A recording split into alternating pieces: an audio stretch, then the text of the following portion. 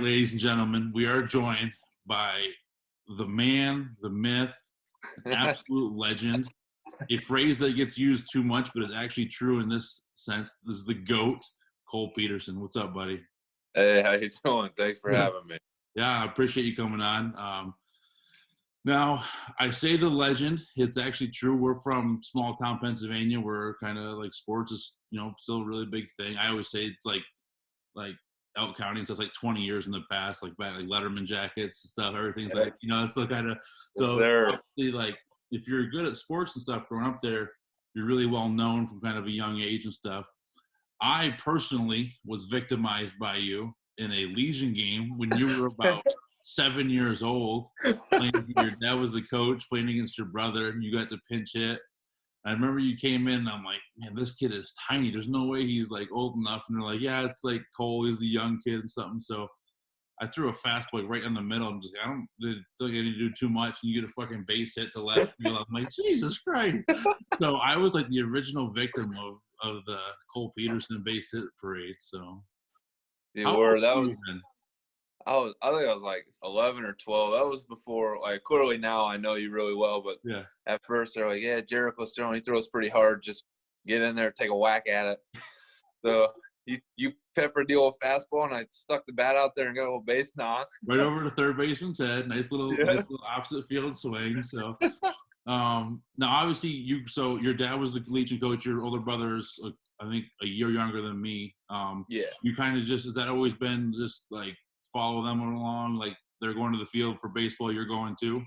Yeah, that's how it was basically since I can remember. Is Seth was coming up, so my dad's was usually mostly coaching him, teaching him, and then I was just going along, learning what I could at how little I was. Half the time probably didn't know what they were talking about, but I was just doing what I could do. And then it just kept going as Seth got up to high school and Legion. Like, I was always there, whether I was the bat boy or whatnot. I was always there practicing and doing what I could do. Right. And like when I remember, like my brother's 8 years older than me, so like we would go to the field. And I remember when I was like 6, one day my brother was gonna take ground balls at shortstop, and my dad told me to go play first base. He's like, just you go catch it first base. So I figured like my brother would like catch it and like lob it over there. Yeah. Like, and he just freaking like boom, cut it loose, and hit me in the palm, and I'm like crying. I'm like, I better figure out how to do. Like, none of them care. Like, they didn't care that my hand hurt or nothing. Like, I'm like, I better figure this out because they're not going to slow down for me. So is that kind of how you were too? Yeah, that's it was always just let it eat when every time you could. It's funny, like you say a story like that. I was the one time it was just like a high school practice. I was the bat boy, but I'd always, like I said, I always go down and practice, and they were just doing like a in and out. So my dad was like, go out there and just take it with them. And I was like, all right, whatever. I'll get some ground balls in, whatever. They do the outfield, infield.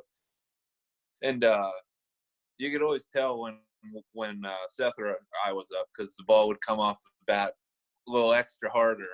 And it was funny because he like hit third base and all the kids like, field it and throw it. And then I got up as short after, I don't know who it was. And my dad just fucking peppers one, just no filter, just hits it like, just hitting the ball.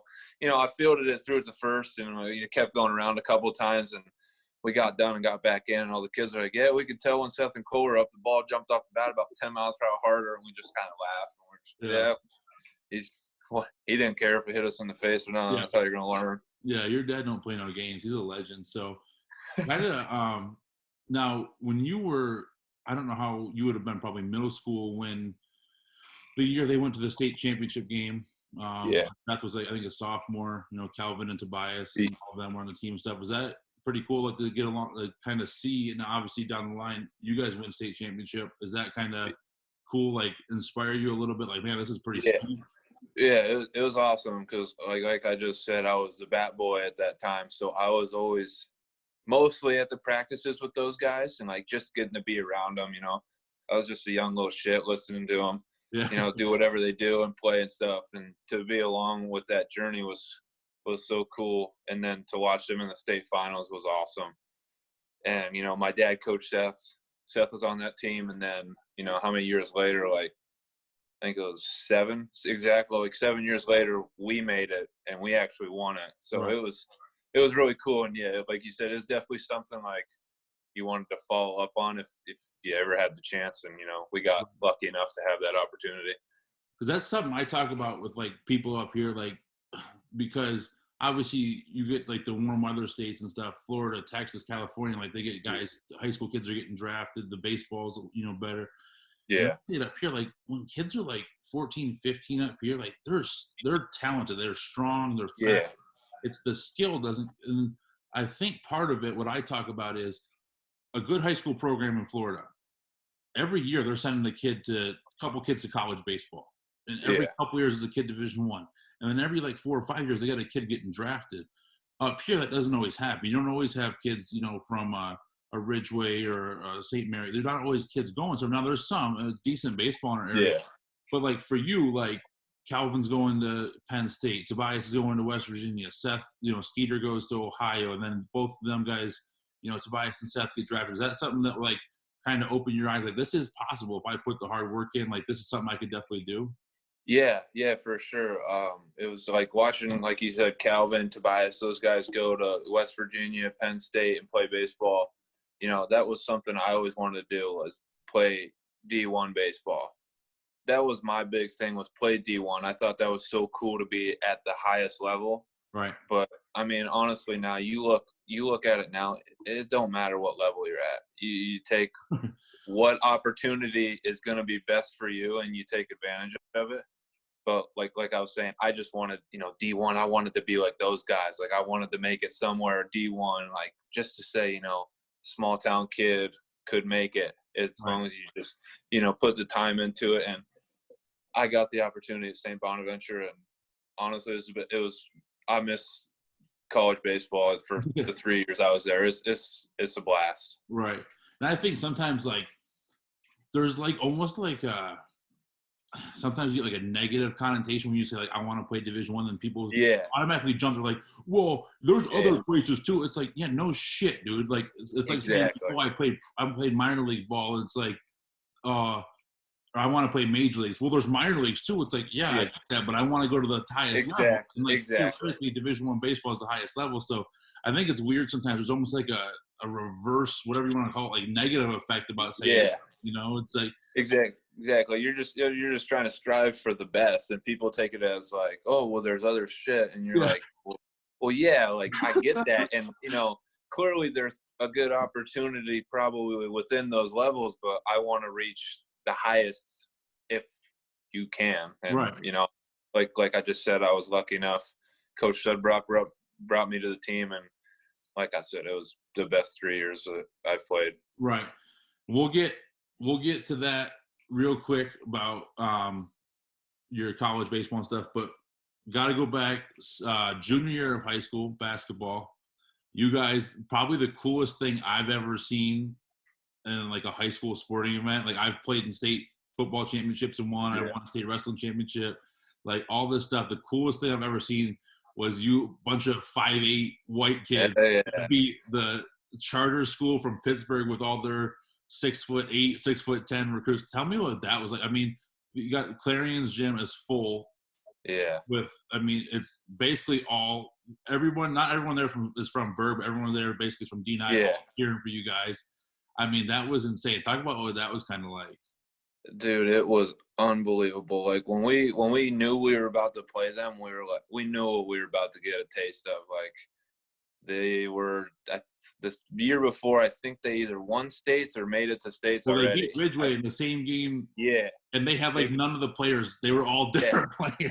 All different guys. And I actually went. That was the year before. I actually went to that game. I watched Ridgeway play, and they hung with them for a while. Yeah. And then just late in the game, they're just too much. They get to pick from whoever they want to. Yeah, I remember like in the second quarter, someone set a screen and Eric like drove like a pick and roll, and Eric was driving to the basket for a layup, and he had like the kid that went to Temple to play. Yeah, he was like 6'11". He had like 3 steps on him, and the kid took like 1 drop step, and Eric went to lay it up and like swatted him from like 10 feet away. I'm like, they're in trouble. Like they got no shot. But exactly. early in your guys' game, they hit like wasn't the first basket they hit like an alley oop for a fucking like big Yeah. dunk or something. I was It like, was, oh, dude, it was unbelievable. Like I said, like we were at that Ridgeway game, and just you just talk like hopefully next year or the year, like we know what we had, like hopefully we can make it. right. We pulled some games out, we got there, and then we got the clearing, and Tippin was going to be rocking. It's just a couple of years back, like basketball was big, like teams were like real good. I'm not saying teams now aren't good, but the competition was just through the roof. So we got there, and like you just see people coming, and you know how you can run the back hallways there. I mean, you walk there many times, you can like look across and you see those guys, and they're just towering up over there, and we're just like, oh shit, let's go. I think maybe Frank was your guys' tallest guy at like maybe 6 foot. Yeah, him and Quinn were like 6'1", 6'2", like right there. So we knew what was 6'5". Yeah, we knew what we had to do. Like we knew our game was run and gun, and it was funny right at the beginning of the game. They come over, you call your captains, they talk the bullshit. You're not even listening because you're just locked in. You're like, yeah, yeah, and and it was. I think it was me and Mitch. I believe it was me and Mitch, my cousin, and we're standing. We're just like looking up at them. We're like, hell yeah. And you know how usually you shake hands like after, you're like, all right, shake their hand. You don't got to say shit. You just shake their hand. I always get the shit rolling. Yeah. They didn't shake our hand, and me and Mitch looked at each other and go, all right, it's on. Let's fucking go. And then we went out and played, and it was a close game. And like you said, their first play of the game, they threw a back screen on our zone and nailed an alley oop. And I just kind of I don't know. I either picked it up and inbounded it, or I just kind of turned around and like I just started laughing. I'm like, all right, yeah, we got our hands full. I mean, for sure, definitely got our hands full. But we battled through that game, and it was unbelievable when we won. People started whipping Hershey Kisses all over the place. It was so loud you couldn't hear anything. You guys stormed the court. I had went down and put blankets out at like 9 a.m. so we had like front row seats and stuff. And me and Joe, your cousin Joe, we were the only two that got grabbed like a security guard. I'm like, everyone else is out here. Why can't we go out here? Yeah, I still got the video on my phone. Yeah. You like watch everyone go, like you can see like you and Joe like get stopped and shit, but then security guards just like can't stop it. Right. Yeah. So it was awesome. It was one of those games that we all still talk about. Like we'll never forget it. Sure. Yeah. Because we weren't even supposed to be in the game. Like, everyone had us counted out already. Well, one of the things that was cool, like, and Cam obviously was hurt going into that, so that didn't help. But you could just tell, like, there was like you guys were just gonna.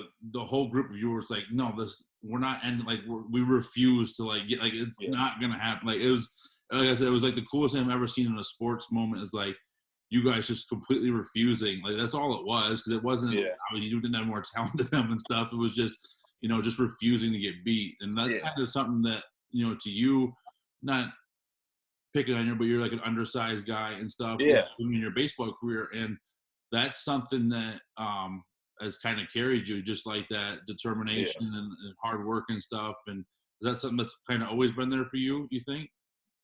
Yeah. I mean, my dad always told me, he's like, you're clearly not going to be the biggest out there or, anything like that, like you just said. But he's like, just go out, do what you do, and, people will see it.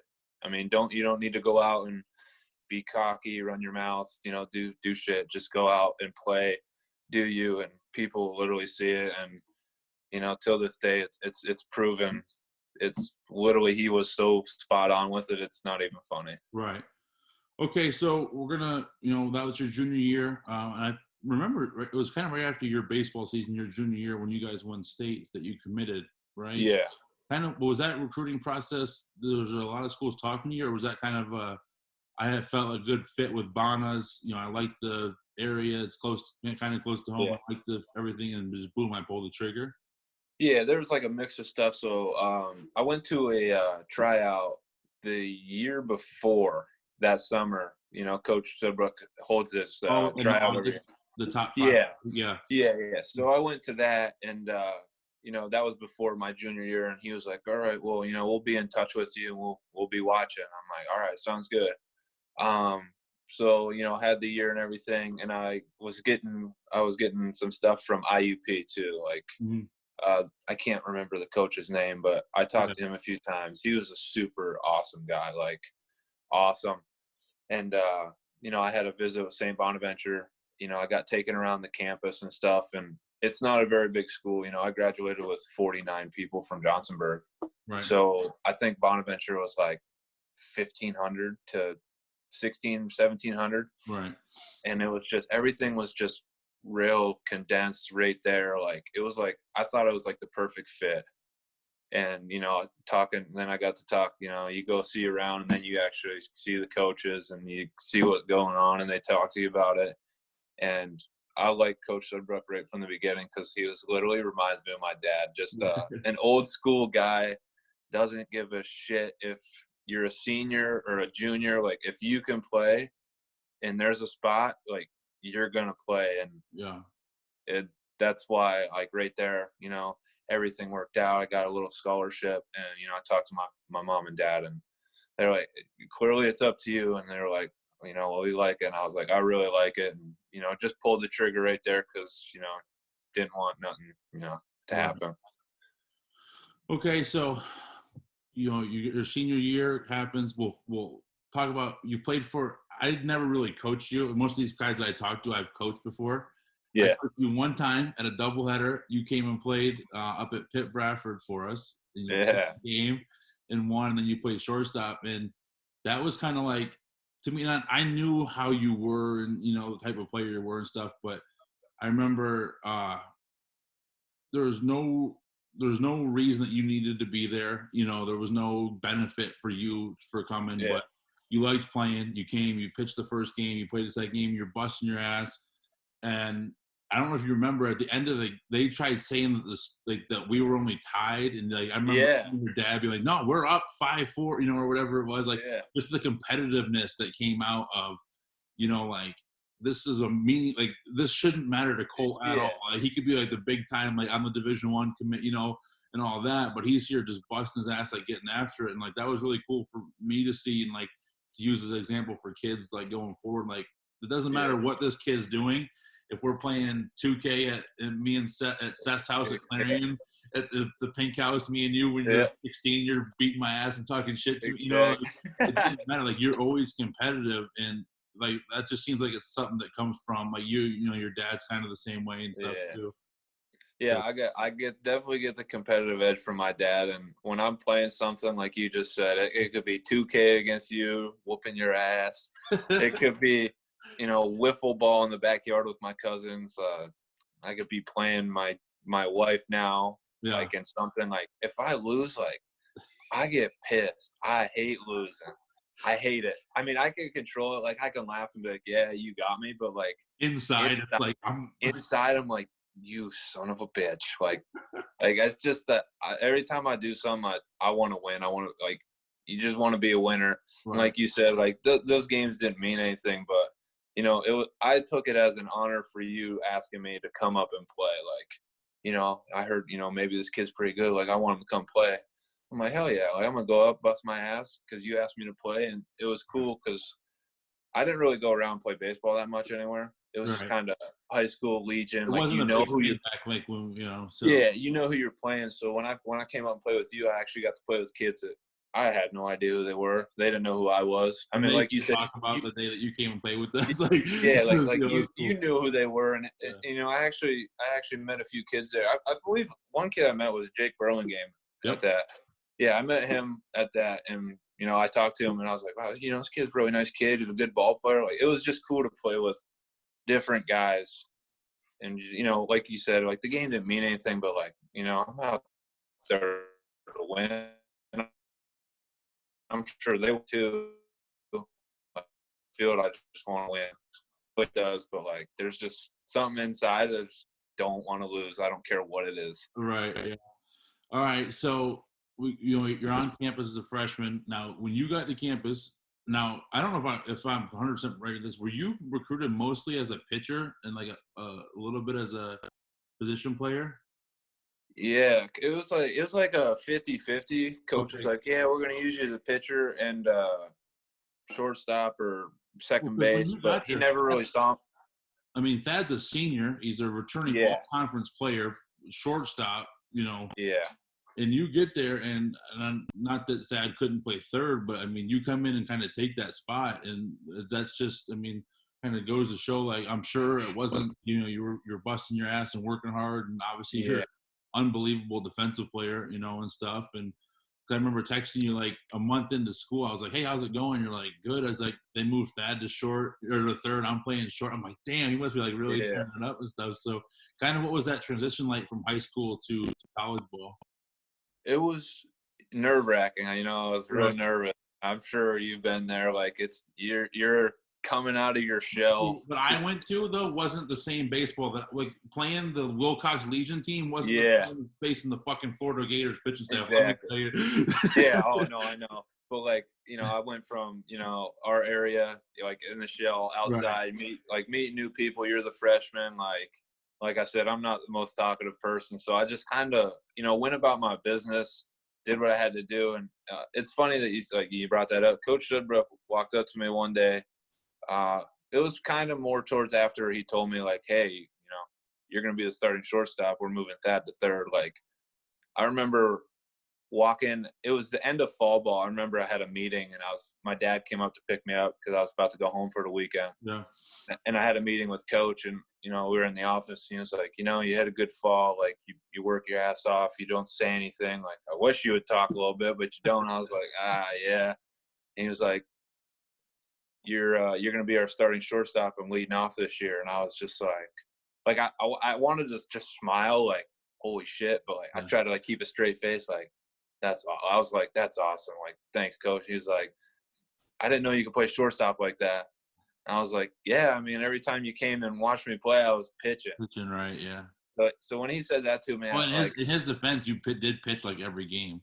exactly, that's what I'm saying. Because I was always pitching when he came. So when he told me that, it was, I felt like super, super excited inside. And I remember walking outside, like, my dad was like, what'd coach have to say? Like, my dad's pretty straight faced, and I like kept a straight face, and I was like, I'm starting shortstop this year and bat lead off. He was like, let's fucking go. I was like, it was this the best like news of the day, best ride home, get to tell everyone, like, like you said, Dad was a senior, great player. And, it was just cool. It was just a real humbling like experience to get that. And, it just kind of took off from there. Right.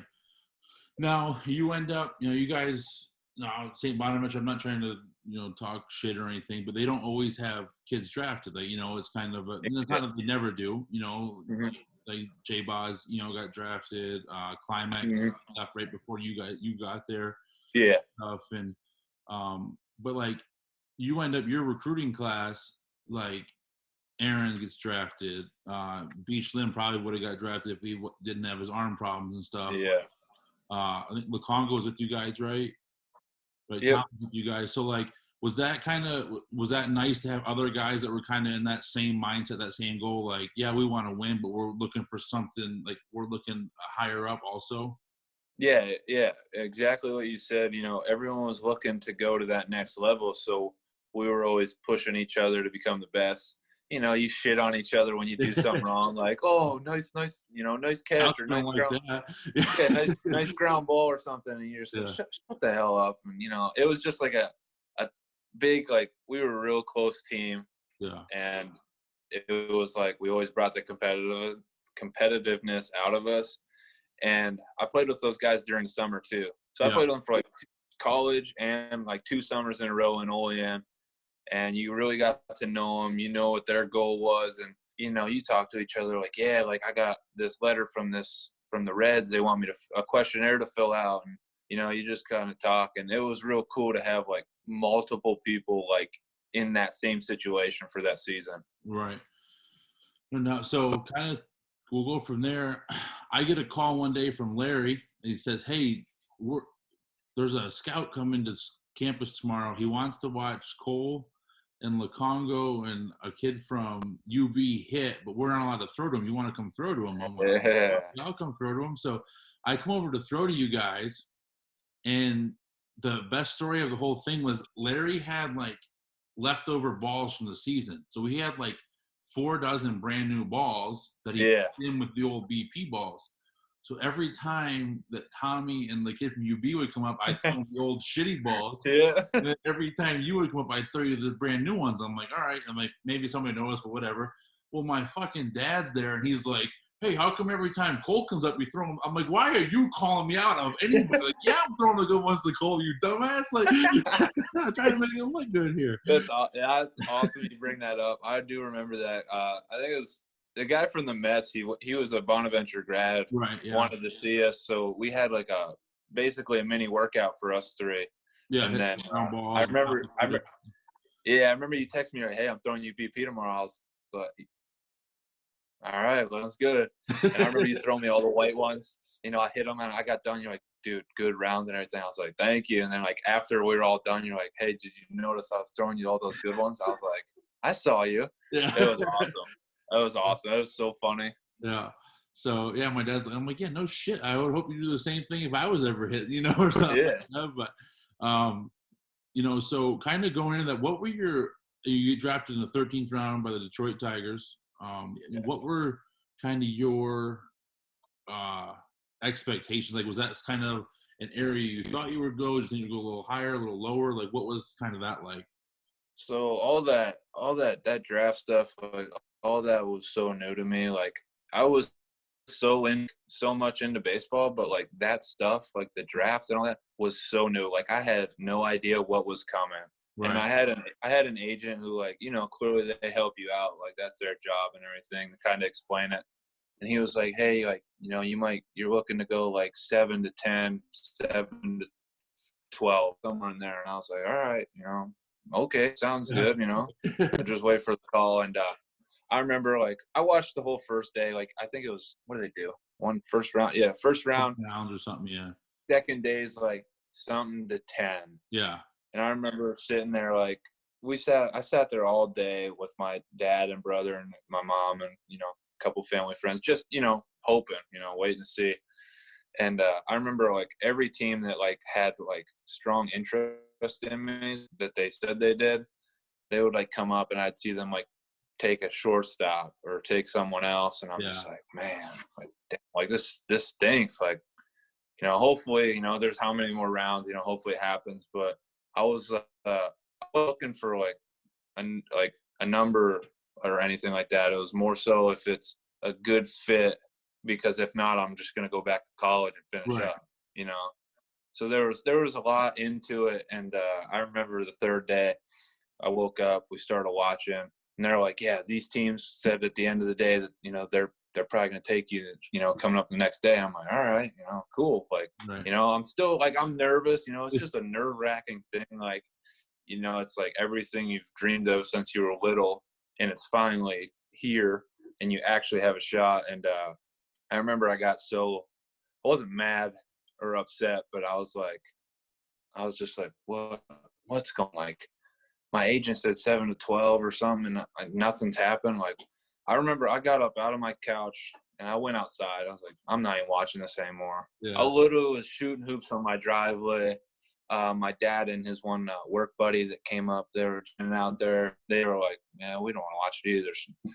So I was just shooting hoops and, sitting there with my dad and them. And I remember I just shot a hoop and I hear, like, yelling in the house. And my mom and my aunt come screaming out of the garage, and they're like, you just got taken. And I'm like, what? And they're like, yeah, you just got picked. And then boom, my phone rang.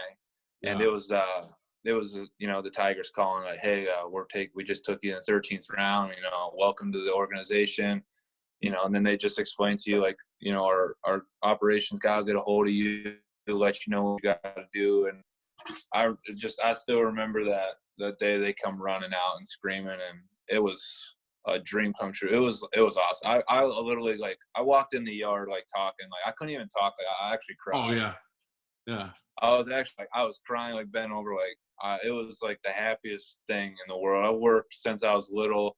there was so many people that put time into me, like you and your dad, like tip the cap. Thank you. Like, thank you to you guys. Like, there's so many people that were part of it. It wasn't just for me. It was like everyone. It was just so cool. Like I could fucking about it all day. Yeah. Well, it's like, I mean, mine's a little different because I was offered our draft was different. It was 2 days. The first night was the first day was 1 through 5. Okay. And the second day was 6 through 4, like 40, like, Yeah. 50, the whole fucking thing. And Yeah. so, obviously we had like a little bit of inside stuff with the Twins, and they called after the night of the first round and said, we'll take you in between 8 and 10, but it's only gonna, like, because they had asked, they asked you for what your number is before the draft, and they said, but it's only gonna be like 75 or 80, which I've got a pretty good scholarship to Florida. Like, that's not really that. I mean, it's crazy to think about. Like, that's not that much money, for 9 and stuff. So, we say no, that's not going to be it. And they said, okay, well, we'll still take you in case you change your mind later on in the draft, But so we're sitting there, and now, like you said, it's not, you're not disappointed, you're not mad, because it's still an honor and stuff. But like, part of you is like, fuck, I wish I were, But like, so it's kind of like kind of in a bad mood a little bit, but like, but then they tell like, because I sent my dad a text, so we got like a minute heads up, so we got to like listen for it, and like just hearing that and like thinking about like all the times me and my dad would go to the field and like hit and like shit, like just all of that, like it's like so cool. Like, just think about like a professional baseball team like just called your fucking name. Like, did you get to go back and listen to it at least? So like I said, when I went outside, like, we all went outside. There was my mom, my aunt, and a couple family friends were up, and one of them, he was a younger kid in high school. He actually was, I don't even know how he caught it, but he like had the video of the TV like on audio. Oh, like, okay. So you got to listen to it. All right, cool. Yeah. He didn't know it was coming, but like he got it, and so later on I got to like listen to it again.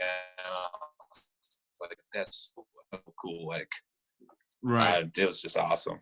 Just to hear your name called, like, you're just like, holy shit. Okay, so now transition to pro ball. Now, I never played pro ball, but I've been around it. Like, my uncle's been a scout for a long time. My dad was a scout for a long time. When you leave high school, go to college, it's like you feel like you're grown up. Like, man, I gotta. But when you go from college to pro ball, like, you're on your own. Like, you got to find a place to live on your own. You got to figure out how you're getting to the field every day. And you're like, that's like fuck. I don't think people realize, like, the organization cares about you. Yeah. Care about you when you're at the field and doing like what you're supposed to be doing. When you're off, you figure all that stuff out on your own. What was that transition like?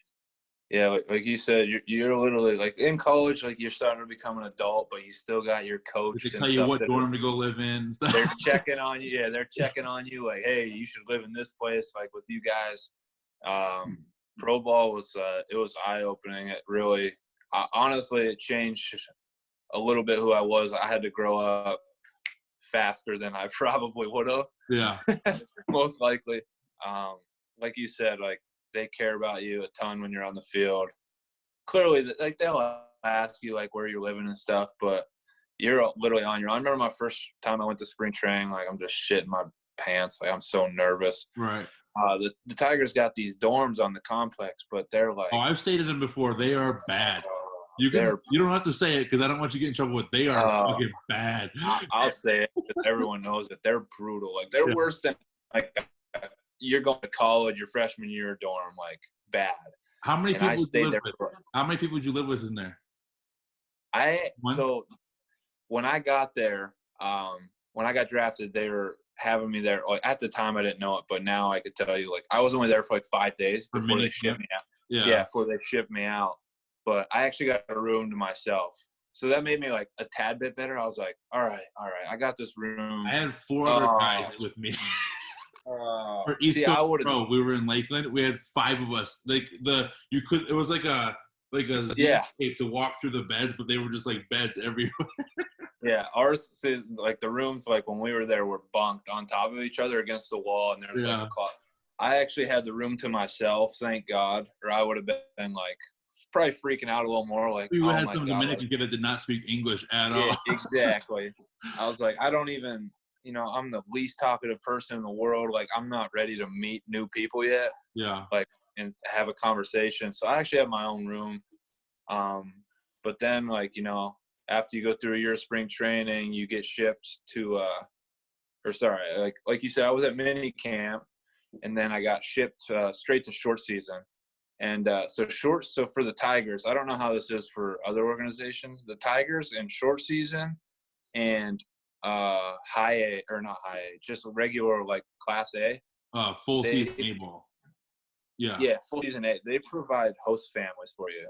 Oh, okay, cool. So you didn't have to get your own housing. Right. So that made it like a lot nicer. Like they give you families to choose from, and you just pick where you want to go. And right. That was like nice. Like you didn't have to worry about that. But then like the next year, I'm going to my first spring training. I'm like, I can't do the dorms or I might die. So I'm like, me and like one of my buddies that I kind of knew, we got like different hotel rooms kind of close to each other, and we each split a rental car. So right. we like, we took care of each other, getting to the field, getting food. Yeah. So it made it a lot better, but it's stressful. Like, you're on your own. Like you got to figure that out because like you said, like when you're at the field, like that's my main priority. Other than that, you're just kind of on your own. Yeah. And kind of too, like pro ball, from what I've been around and gathered, like the coaches care, like they want to work with you, like they want. Yeah. But at the same time, it's like, hey, if you don't get this shit figured out, we'll go get somebody else, because there's plenty of guys out there that are pretty good that want to do this shit, and we can go get 10 freaking guys from Venezuela and Dominican that'll sign for the same price as one of you. It's like, so like, it's kind of a cutthroat thing where like you're a guy coaching, but you're doing a lot of it on your own. Is that kind of correct in that assessment? Yeah, you're literally spot on. Like they're all there to help you. That's their job. That's their goal. They want to help you. But if you're not going to put in the work, then, step aside, because it's a business, and Yep. that team's trying to get you to the majors because they want to win a championship. Yep. And if they don't think you're going to fulfill any part or have a potential to do that, then, take a hike. Right. But if you put the work in, they're there to help you. Anything you want to do, they're there. They help, and most of them are really good, like really good people. I haven't met one that I'm like, you're an asshole. Right. They're all like experienced, or they coach their whole life. Like they just love baseball as much as we do, just from the coaching aspect. So it's really cool. Yeah. Okay, so obviously you're having success. You're starting to move levels. You come up, levels and stuff. I've always said, like, you're a fucking coach's dream. I mean, you're unbelievable defender. You're a great teammate. You're a great kid to coach, good base runner and stuff. Now I'm guessing that probably since the time you were 5 years old, every game you've played has either been pitcher or shortstop. Yeah. And then, so obviously I don't think was it just this past year that you started moving around a little bit? Yes. Yeah. So my first full year, I started in Michigan and went to from full A to high A in Lakeland. Lakeland, yeah. And then last year I bounced around I started in high A, was in double A, triple A, double A. And that's when I think you're about that. That's when I started playing a couple different positions. Right. And what was that like? Because like I said, I mean, obviously you probably played short every game. Exactly. I played short besides high school and pitching. It was different. It was definitely different. At first, I kind of thought of it as I'm not that, like, I'm not good in their eyes, but in the as I started to get a little more older, each year you're starting to pick up more stuff. It's for your benefit to have in your back pocket, because baseball is now turning into a big time, like, utility guys are huge. Yeah. Like if you can play multiple positions, like they want you, because it just makes like an in-game adjustment easier. So when I went from short to second, it was different. Like clearly, the footwork's kind of the same, but you're just going the other way. and Well, stuff we're like kind of that. the same, except for when you're turning double plays and you got some big ass dude that's trying to kill you at second, and you can't see him Yeah. coming. Like that's the Yeah. big difference. Yeah, it was all different, and it took a little bit to get used to. I wouldn't say I'm not like being cocky. It didn't take me like long to adjust to it, Yeah. but it was definitely different. And at first I was like, man, this sucks. Like, Yeah. just put me back at shortstop, you know? Like that's where I'm real comfortable. But the more I played there, I got real comfortable with it, and now it's nice to just have it in my back pocket. I played third, but I'll pass on third. I'm gonna pass on the hot corner. Fuck third. Third sucked. I remember pass on the third. I remember one time we were playing. I tell a story. It's fucking hilarious. We were playing at South Carolina. Okay. Yeah. My sophomore year, last regular season series, SEC. We were tied going to South Carolina. Whoever wins the series wins the SEC. We win Friday night like 3-2. Saturday we win like 5-2 to clinch the SEC dog pile on their field. Like fucking just crazy. So the next day on Sunday, all like the kind of the guys don't get to play much. The backups got to start. So I'm starting. I was supposed to play second, and the kid was supposed to play third. His arm was hurt, so I had to play third. So we're playing, and there's a kid, Austin Matthews. His first time up, hit a home run off the top of the batter's eye in dead center. Just fucking rocket. So he comes up his second time, but he was like a power speed guy. Like he could do like kind of both, you know. So our coaches are like, come in. Like I'm playing like back as far back at third as you can get, like out in left field. And they're like, Yeah. come in. He's going to bunt. And I'm like, I hope to fucking God he's like, that fucking rocket he hit last time. Like, I don't want any part of playing third base right now. Like, screw this. Like, third sucks so bad. Yeah, I played there in Erie a few times, and I was like, you know, I'm doing my job. I got to do my job. But I was like, this is so different. Like, for me, when I'm at shortstop, like, I watch the ball from the pitcher's hand all the way in. I don't watch just the batter. Yeah. Like, I follow the ball because that helps me get like an early, the tiniest little bit of a jump. Yeah. It gets me an early adjustment to where I know what pitch is coming by looking at the signs. Yeah. And I can, and you know, you can tell where the ball is going right when it leaves his hand, whether it's going in, out, up, down, and it gives me that first step for me to read it and get a quick jump on it. So at third base, like, it just feels like you're cut off. It feels like you're only going left. You have no idea what's coming. You have no, like, it just sucks. Exactly. Like the first time I did it, I like watched the ball go, and like the kid swung and missed or took a strike, but I was like, well, I can't do that because if he hits it, I'm not even gonna see the ball come this way. Right. So that was big time different for me. And first time I got a ground ball, it was like a chopper over the. I said, at least you had It was like a arm to get the ball over. I had like probably a below average arm. They put me over at third base. I'm like, what the hell am I doing over here? Like, I know. I like my first time I did that in Erie, my first game. It was like a chopper over the third base bag, and I got it, and I like, you know, I was a little like, I wasn't nervous, but I was like, I don't know how this throw is going to be in live action because it's definitely way different than short and second, clearly. And, you know, I actually got it, threw a freaking rocket over there, hit him in the chest, but I was like, all right, first one at third's under the belt. I'll be good. But I don't like it because I don't wear a cup. I haven't worn a cup my whole life. Never did either. So that's probably why I was. Never wore a cup, and I was like, dang, this would really suck if this guy rockets one and it takes one bad hop. Like, I'm going to eat it right there. Yeah. But I never wore a cup my whole life, and never gonna. Yeah, right. Yeah. So, all right. So, now it was not this past spring training, the one before where you first started playing in the big league games, right? Yeah. And this year you were playing in quite a few. I mean, you got cut. The spring training got cut, but you were playing in quite a few of them. What's that experience like? Oh man, unbelievable! Like I was like, how old am I? I would have been like, 22 or 23 my first season. Yeah. And you feel like you're like a 10-year-old kid again.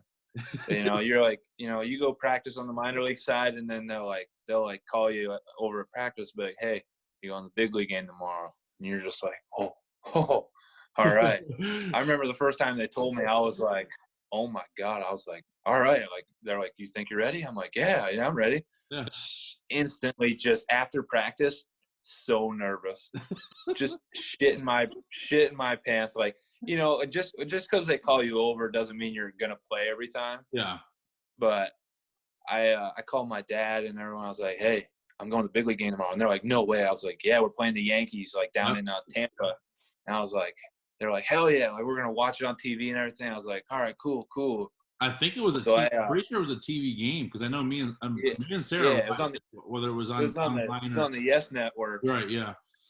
And you know, we're playing and, you know, I'm just like soaking everything in. Like Miguel Cabrera's like over across the locker room, just absolute goofball, man. Like, right. What a player, just, you know, so laid back. Like, you know, I get to see him and, you know, there's other guys there. You just, all these big leaguers that you saw on TV. I was like, this is so cool. So, you know, we go out to stretch and you're watching BP and there's Judge and there's Stanton and I'm not a big kid. I'm looking at my holy fuck.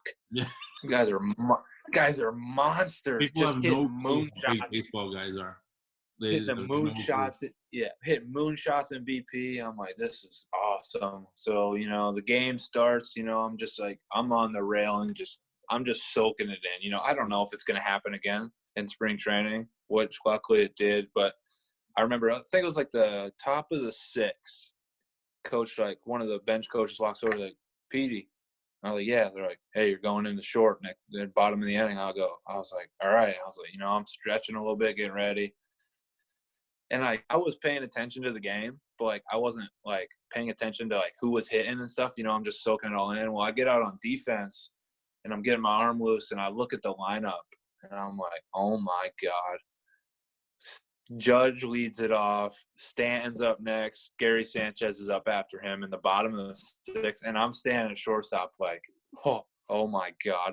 My 2 feet were like in the outfield grass. Just that's how deep I was playing. Luckily they all caved, but yeah, luckily they all caved, but it was so cool. Like just to be on the field as those guys, like it was like a dream come true. It was like you're 10 years old, you know, it's right. Awesome. Okay, now, so I think, like, obviously anybody in that situation, first time is going to be like, wow, like, that's Aaron Judge, that's Giancarlo Stanton. But, like, at some point, that mindset has to switch, right? Like, that's who you're trying to compete against. That's who you're trying to compete with, you know, to be a big league player and stuff. So is that something you felt more comfortable with? Like, like this past year in spring training, like you're not quite like starstruck about stuff. Like it's more like, all right, I'm out here to compete for stuff. Yeah, exactly. Like, you know, I had that mindset my first time too, but at the same time, you know, I'm like, wow, like look at these guys. Like, this is awesome. But this past year, you know, I got more opportunities and, you know, the big leaguers, you know, they start to notice you. You know, I got called over quite a few times along with some other guys and, you know, they notice that you're over there a lot and, you know, they'll be like, hey, you're back, you know, like, you know, they'll give you knucks and stuff. Like they're all just, you know, laid back guys, you know, right. They're just playing the game that they love just like I do. And like, you know, the other guys do.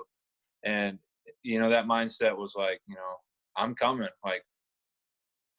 for you. Like that's where I'm trying to get there. I'm coming. Yeah. And so it was definitely more. It's a nice starting spot you got there. I might want to take a look at it.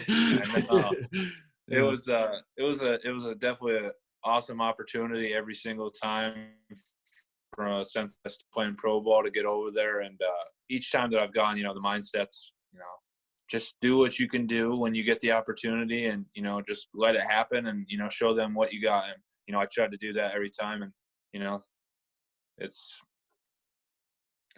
a wonderful, awesome experience. It's just crazy. Right.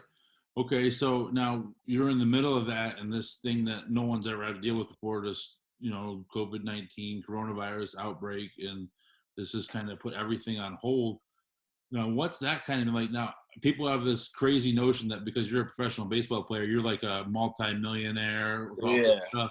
They don't realize minor league baseball players, your last check came about August 15th probably. You don't get paid for spring training. You don't get paid till the season starts. So what kind of has that been like having to deal with all of that? it's wild. Like, I remember being in spring training. It was like March 12th before it got like real serious for us at spring training. Yeah. I was sitting there watching my TV in my apartment, and they're like, the breaking news, the Jazz game has been canceled. And I'm like, wonder what happened. I thought, maybe, someone got shot or something. Like, you know what I mean? Like, I'm not thinking of a disease or anything like that. I'm like, oh, something bad must have happened. Like, that's crazy. And they were like, yeah, Rudy Gobert tested positive for this coronavirus. And I'm like, wow, that's crazy. Because, all you heard about it was over in China. Right. So we're just like, wow, like, and, the more I thought about it, I was like, dang, like, they're going to start, don't cancel March Madness, please. Like, I'm looking forward to that. Like, that's all I'll watch during the day after I'm done with practice. Right. But I never thought about baseball. I was like, oh, I never thought about it.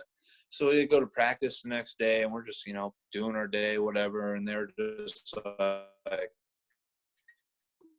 hey, I don't know if you guys heard what's happened with this comment. We'll keep you updated on what's going on. Just keep your mindset. Like, we're going to keep playing. And I'm like, all right, And literally the next day we have a practice, like, real early in the morning, like cages, and that's it. Like, cages, and you're done for the day. And they're like, take the weekend off. Can see you on Monday. That never. And for people that don't know that, like, you practice every day. Yeah. You'll be lucky to get an off day, because for the whole 6 weeks of spring training, you might get a day. Yeah. They'll be generous and give you an off day, let your body rest. So us, we're like, holy man, a weekend. To me, I'm like, what am I gonna do? And what am I gonna do in Florida? Like, I'm not gonna go drive to Tampa or go to Orlando or anything by myself.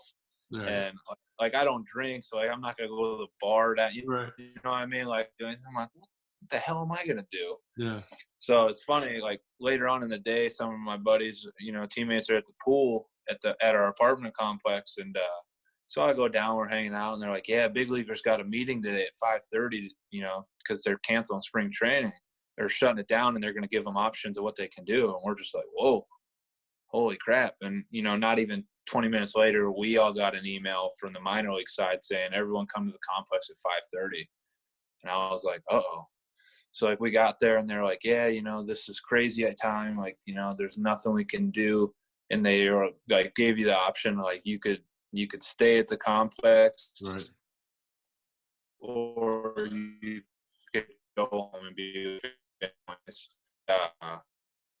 I put baseball aside for, a minute. And I was like, I love baseball and everything, but all my teammates, they're all going to their families. Like, I want to be back in my family before they start locking everything down, which, came shortly after. Right. And it was wild. But, like, at the time, you're not thinking about getting money or, anything like that. I'm just thinking, I want to get home to my family, just in case, you never know, like, what if I got it, or what if one of them got it? Like, I would rather be home than in Florida. And a lot of the MLB players are the same way, they all got families or some kids mostly, and, they all went home. So, and not even, 2 days, like the next morning I was in my car, boom, on the road. And not even like 2 days later, people that maybe tried to stay at the complex, they literally told them, like, just go home. Like, right. everyone go home, get out of here. And so, I got home, and, you're still, like, reading the news and stuff, and you're like, wow, this is crazy. And then, like you said, we don't get paid for spring training, but we get paid for living off the complex. Okay. So you get like a per diem per day, but, like, it's not getting paid. Yeah.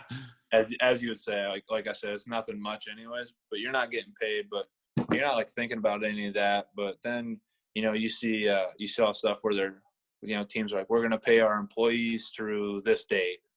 And then you're like, I was thinking about it, I'm like, well, what the hell? Like, well, I had some words to say about that on Twitter. I said, that's great. That's fantastic. Now pay your minor league players. Like, come on. Yeah, exactly. Like, we're trying to come up through the organization. Like, man, like, hopefully something comes out for us, and I always saw people on social media last year, bitching about, like how we get paid and stuff. And, I would never personally say anything and right. anything like that. But in my head, I'm like, that would be nice, to get paid, maybe a little more, Well, I just life. never understood, like, you're trying to develop these guys. Like, this is like Yeah. your future of your business. And I get it. Yeah. It's like you would end up paying for so many guys that don't make it, so you would Yeah. some money there. But at the same time, it's like, man, you got guys that are trying to get, like, it's an athletic event. You have to get the most out of your body, and they're Yeah. sleeping on an air mattress in the dining room with a sheet blocking off, so they have Yeah. their own room,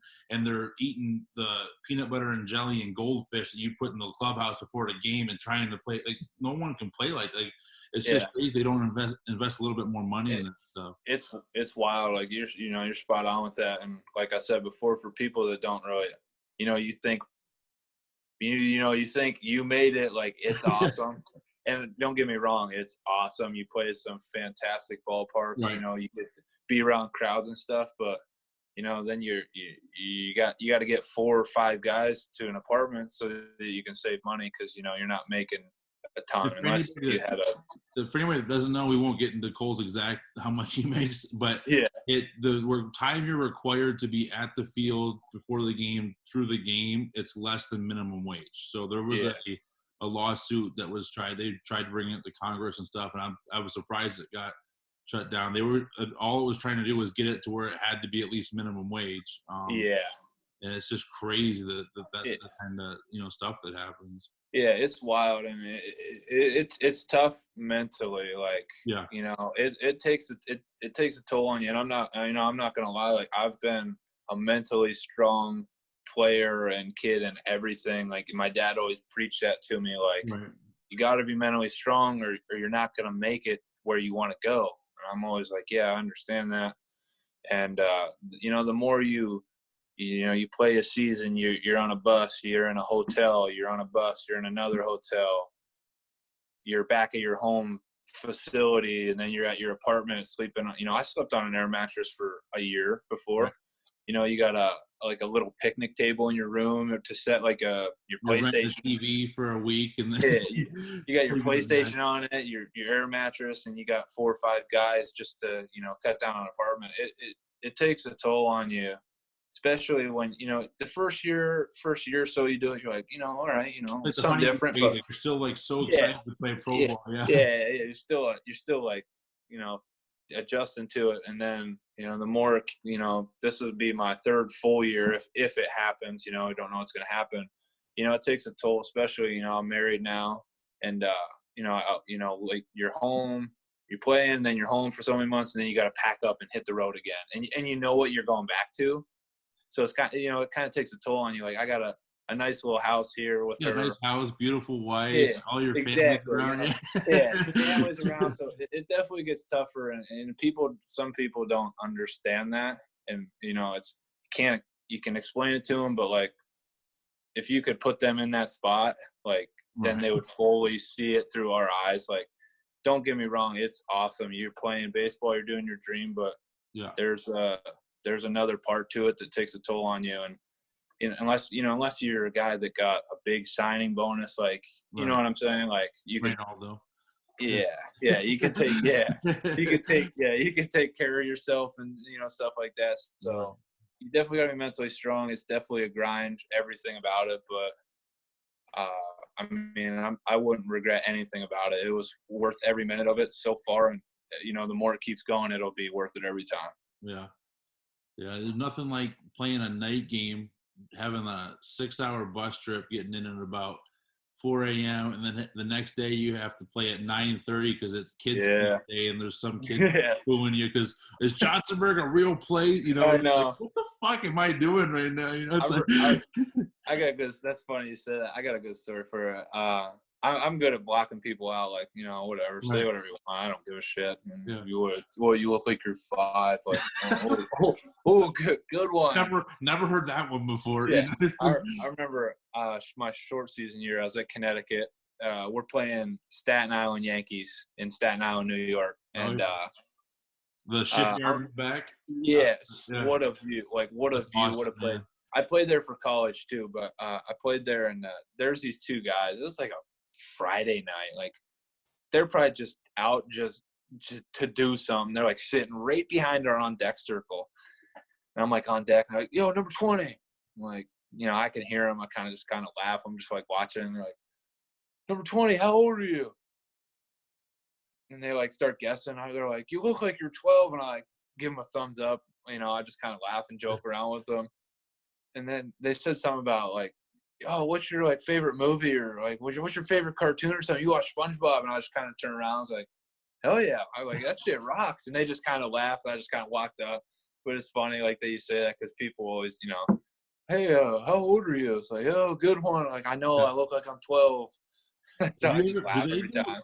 In any of the minor league stuff, do they do like a beer batter, or like if you strike out, then yeah. Okay, when I was playing the Northwoods League the one year, I was the beer batter for a game, and I got like 1-2, and I fouled off like 6 straight pitches, and the dude yelled out, "Come on, you're giving me blue balls!" And I fucking like died. I'm like in the box, and me and the catcher are like both laughing. I'm like, "What the fuck?" It's so funny. You hear some funny shit when people are in the stands. Sure.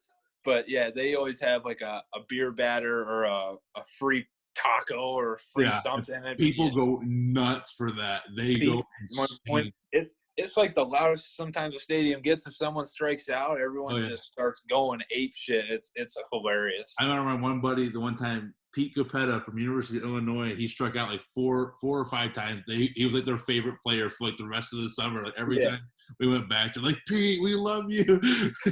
It's hilarious. Like they don't, they're at the game, they're just watching and enjoying it. But as soon as they see that and your name, they've got you etched in their brain forever. It's like, oh, this is the beer batter. Let's go. Let's like get on his shit. And it's just funny. It's funny how that works. Yeah.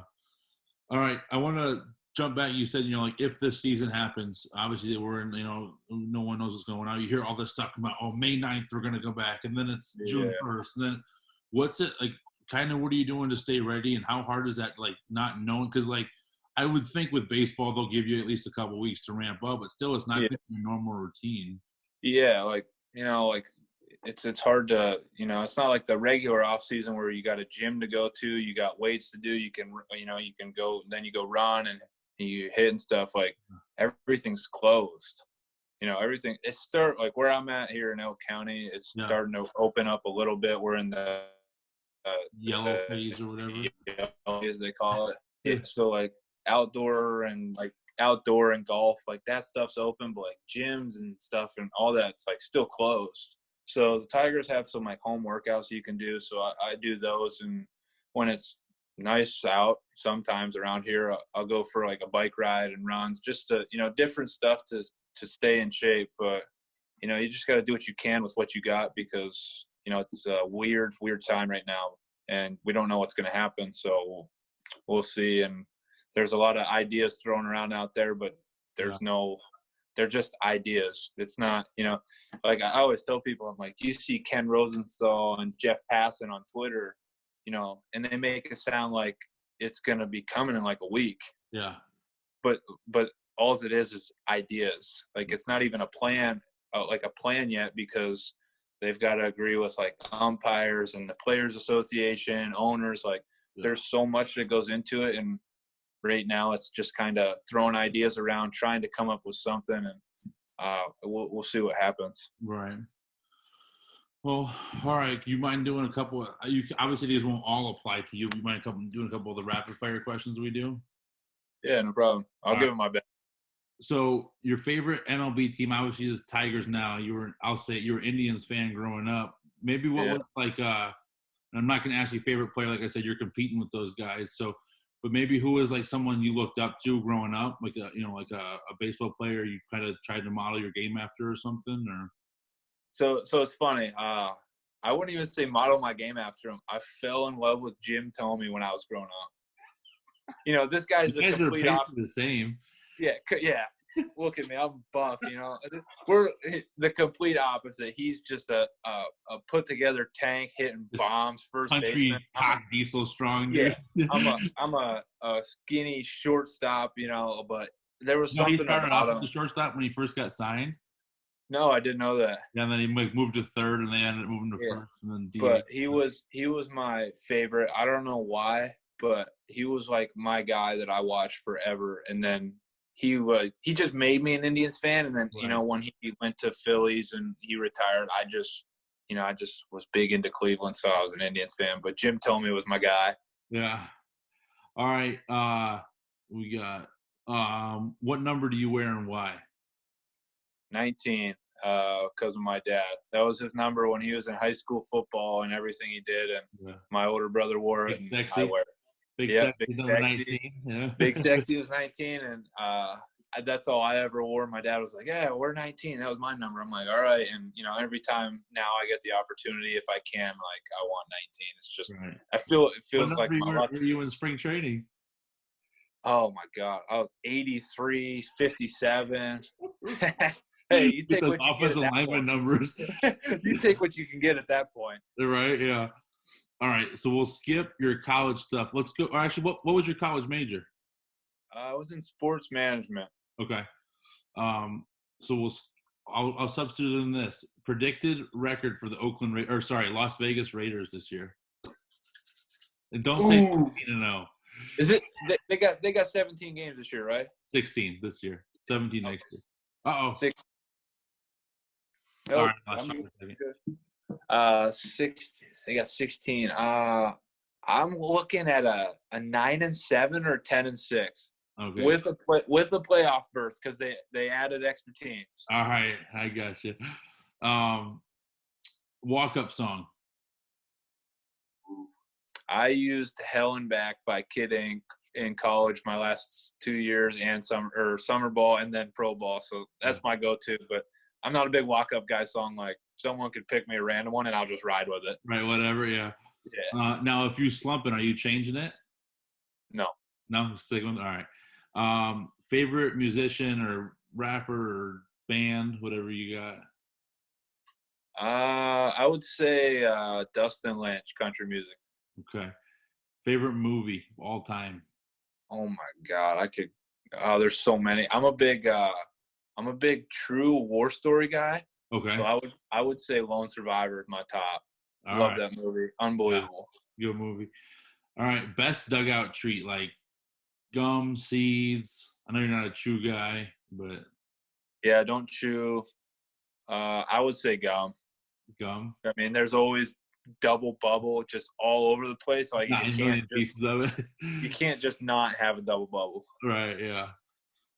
All right, man. Well, I appreciate you taking the time to come on here and shoot the shit and trying to tell your story and everything. I know there's a lot of kids like in our organization that, you didn't, like I said, you didn't play for us a lot, but we've always had kind of a pretty cool relationship about, maybe me helping you out with some of the stuff I went through, and stuff my dad, from my dad and stuff. So a lot of our kids in our area and stuff look up to you and everything. So I appreciate you taking the time to come on and tell your story and everything. No, I'm glad you had me on. And like I said before, thank you to you and your dad for being a part of my journey so far and helping me out, because it means more than you actually know, or you actually might think it did. Yeah. And thanks for having me on. It was good to see you. I haven't seen you in a while. I know, it's been a while. So the stash, I hope you like that. So. Hell yeah, I saw it. Wasn't going to comment on it. Didn't want you to feel like, anything. I like it. Yeah. But, I get this question a lot because, obviously I've been around the game and, people ask, do you think Cole ever make it to the majors? And to me, like, I know how hard it is. I know how, like, the grind of minor league baseball, the getting on a 40-man and then getting the right opportunity, like, somebody gets hurt or whatever it is. But it's the fucking easiest answer to say yes for me, because I just know, like, deep down, like, you're going to make it happen one way or another. So I hope we got support. Everybody wants rooting for you, and we know you're going to make it. So we're just happy to watch and see when that day comes. Hell yeah. I appreciate that shit. Yeah. So I appreciate it a lot. And I'm sure we'll talk soon, and good luck with everything. Yes, sir. Thank you. Sounds good, brother. All right. Thanks, buddy. Have a good one. All right, you too. Later.